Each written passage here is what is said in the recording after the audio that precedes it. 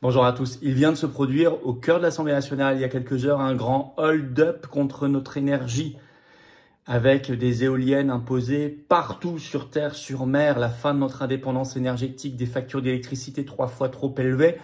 Et tout ça, on l'avait prévu ces dernières semaines, ces derniers mois sur cette chaîne. On avait dit que ceux qui vous vendaient trop vite des grandes victoires mentaient aux Français. Parce que ce hold-up, il est imposé par l'Union européenne et qu'il faut le dire aux Français et qu'on peut l'éviter et qu'on peut maintenant le corriger. D'autant qu'il y a de formidables idées sur l'avenir de l'énergie en France qui viennent d'émerger, notamment d'un ancien PDG d'EDF. Je vais en parler aussi dans cette vidéo. Vous allez tout comprendre et surtout où taper pour gagner. Parce que si on ne cible pas la bonne cible, on n'est pas prêt de la toucher. Vous allez voir ici, on ne se trompe pas de cible. Dans cette vidéo, elle est très importante, très concrète. L'énergie, c'est notre indépendance, notre souveraineté énergétique. C'est le prix de nos factures pour les ménages, les entreprises. C'est évidemment l'avenir aussi de nos paysages. Est-ce qu'il y aura des éoliennes partout sur les côtes, sur nos terres? Bref, nous allons parler de tout cela très concrètement dans cette vidéo. Merci de la partager. Pour ça, de vous abonner si vous voulez bien à cette chaîne YouTube. Pensez-y, un petit clic gratuit sur le bouton s'abonner aidera énormément. Vous ne pouvez pas vous imaginer à quel point ça aide si vous êtes abonné à la chaîne pour que les vidéos touchent plus de monde grâce à l'algorithme de YouTube qui est activé. Merci à vous. Ce vendredi 27 juin à 19 h, gros direct sur cette chaîne. Je répondrai à toutes vos questions sans tabou en direct, plus tous les sujets explosifs de l'actualité française et mondiale. Soyez là. Et dimanche 29 juin, évidemment, ça y est, la grande marche nationale, les Français se lèvent pour la paix dans un contexte sommet de l'OTAN sur l'Ukraine, les milliards qui partent, l'instabilité mondiale, le Moyen-Orient. Se battre pour une France libre sortie de l'UE, de l'OTAN et pour la paix, c'est ce dimanche 29 juin. Rendez-vous à Paris dès 14 h, place du Palais Royal, pour un cortège qui partira à 15 h, ramener les drapeaux français, ce sera parfaitement sécurisé. Et vous le savez, le dimanche, le parking est gratuit à Paris, profitez-en. Organisez-vous, il y aura un monde fou. Par ailleurs, le 13 septembre, assise de la souveraineté de la race, ça se remplit à toute vitesse. Il y a le lien sous la vidéo en description, ainsi que la possibilité d'adhérer, de réadhérer ou de faire un don au mouvement. Et oui, je vous invite à le faire. Oui, si vous avez un mouvement, vous pouvez le vérifier sur ce sujet de l'énergie. Reprenez mes vidéos, mes directs du vendredi. Tout ce qui s'est produit à l'Assemblée ces dernières heures, on l'avait anticipé contre tout le système. Et surtout, on anticipe ce qu'il faut faire pour gagner. Et on se bat concrètement. Et dans le rassemblement avec la primaire des souverainistes qui cartonne comme proposition, c'est nous qui la faisons.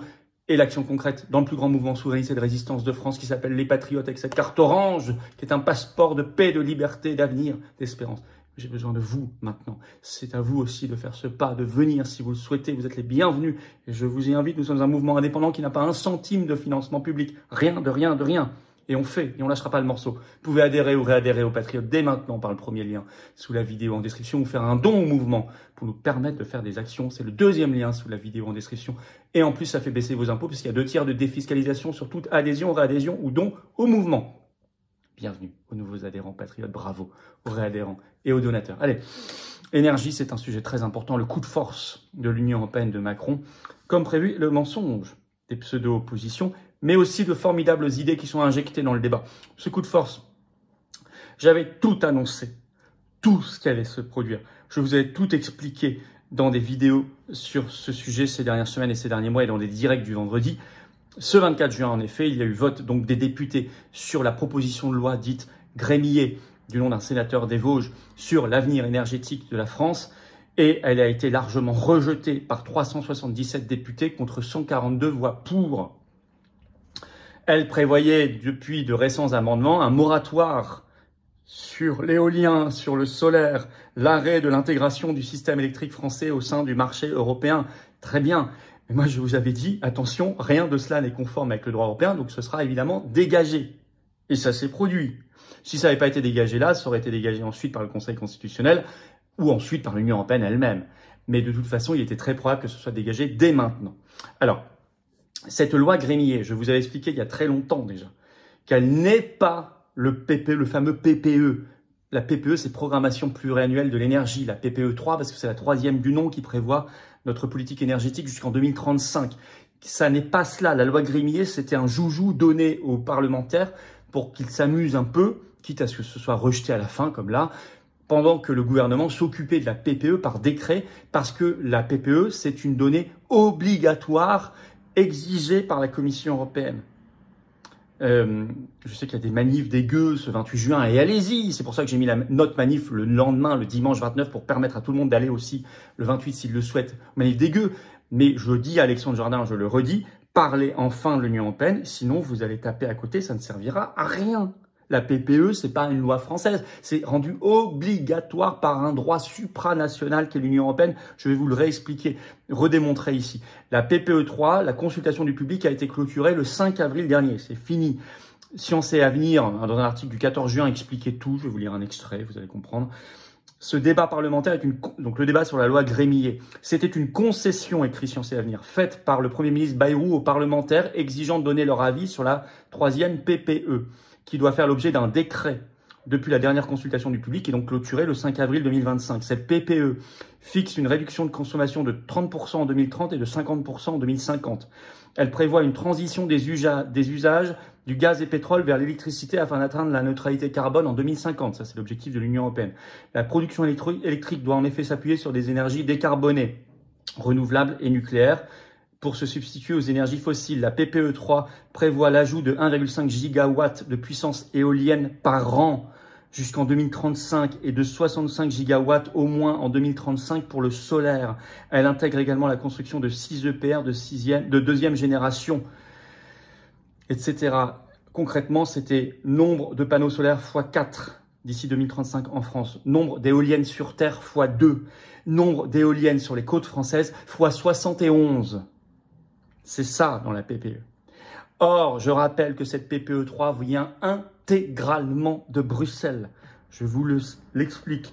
Selon le règlement européen 2018/1999, chaque État membre doit élaborer un plan national intégré énergie et climat, PNEC, qui détaille comment il compte atteindre les objectifs de l'Union européenne en matière de réduction des émissions de gaz à effet de serre, d'énergie renouvelable, d'efficacité énergétique et d'interconnexion des réseaux. La PPE française, donc celle dont on parle, la PPE 3, constitue une composante clé de ce PNEC. Elle traduit les engagements européens en objectifs concrets pour la France, notamment en termes de mix énergétique, de développement des renouvelables, de réduction de la consommation énergétique et de sortie progressive des énergies fossiles. Je cite toujours, pour être conforme aux attentes de la Commission européenne, la PPE 3 française doit répondre à plusieurs exigences. Contribuer à l'objectif de neutralité carbone de l'Union européenne d'ici 2050, avec des étapes intermédiaires. Atteindre une part minimale d'énergie renouvelable dans le mix énergétique conformément aux directives européennes, comme la directive RED 2 2018/2001 qui fixe des objectifs contraignants pour 2030. Respecter les objectifs de réduction de la consommation énergétique conformément à la directive européenne sur l'efficacité énergétique 2023/1791.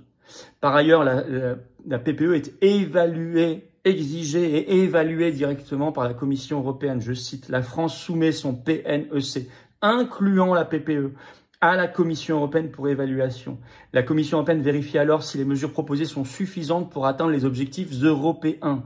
Après analyse, la Commission européenne peut émettre des recommandations, comme elle l'avait déjà fait pour la PPE 2 en France en décembre 2020. Demandant des efforts supplémentaires sur les renouvelables ou l'efficacité énergétique. Je vous ai lu le droit européen pour que ce soit clair. Ce texte est intégralement rendu obligatoire par l'Union européenne. L'Assemblée nationale n'a pas son mot à dire. Et donc, je le dis et le redis pour tous ceux qui seront avec les gueux, et je vous y encourage parce qu'il faut toujours se battre. Le 28 juin, si Monsieur Jardin, si les députés RN ou LR, je ne sais pas, ne vous parlent pas de ça, de ce que je viens de vous dire, il vous enfume. Il vous mène sur une cible qui n'est pas la bonne. Et donc, vous aurez des déconvenus comme ça vient de se passer à l'Assemblée nationale. Et j'y serai pour rien, moi j'ai prévu. Et les patriotes, eux, sont dans la bonne cible. Je peux vous dire. Vous pouvez nous rejoindre, hein. Adhérer, c'est le premier lien sous la vidéo en description. Maintenant, faire un don au mouvement indépendant, qui n'a pas de financement public, c'est le deuxième lien sous la vidéo en description. Venez aux patriotes. Là, vous aurez la bonne cible. Là, vous vous battrez vraiment pour diviser par 3 les factures pour l'indépendance énergétique, pour se dégager ces éoliennes de terre et de mer.